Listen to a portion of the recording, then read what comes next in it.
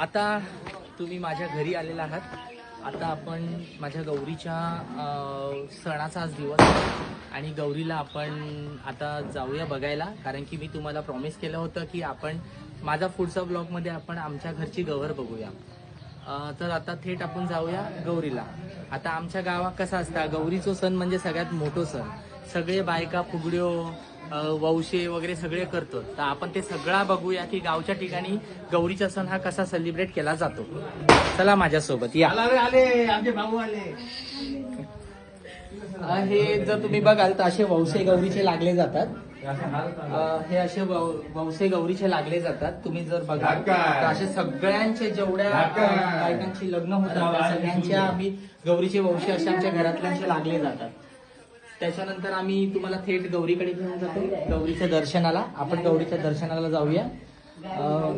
गौरीच्या दर्शनाला जाऊया. हा, आता हे पाहाल तर ही अशी आमची गवर आहे. अरे अजून नटवलेली नाहीये. थांब ना, नटवल्यावरती कर ना.